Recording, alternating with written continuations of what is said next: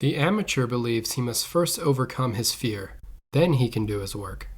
The professional knows that fear can never be overcome. He knows there is no such thing as a fearless warrior or a dread-free artist. Mike Tyson, former boxing heavyweight champion of the world, would say before every bout he was supremely confident and scared to death. George St. Pierre, former UFC welterweight and middleweight champion, described wishing the lights would turn off in the arena before walking out to the cage because he was so scared. These are men who at one point were at the pinnacle of their art. Untouched, undisputed, and without question were considered the greatest in their class. I take a lot of comfort in knowing that two of combat sport's most revered artists also felt that disarming feeling of fear. A year ago, I competed in my first jiu-jitsu tournament. I entered the tournament a complete amateur in many ways. I had let sickness, my job, and many other aspects of resistance stop me from being the best jiu-jitsu practitioner on the day of competition.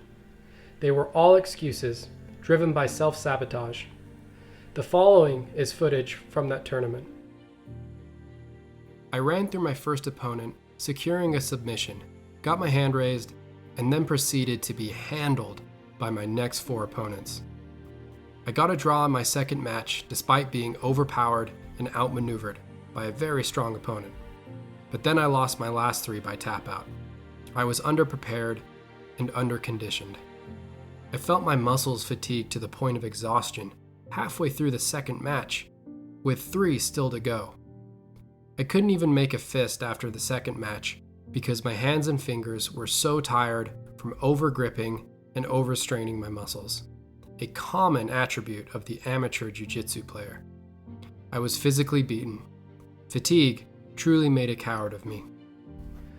But there was one thing I could take away from this experience. I was terrified every moment leading up to the first match. I was scared in between matches, looking at my next opponent when I saw his lack of fatigue versus my own. I was scared when I would go to bed at night thinking about the tournament.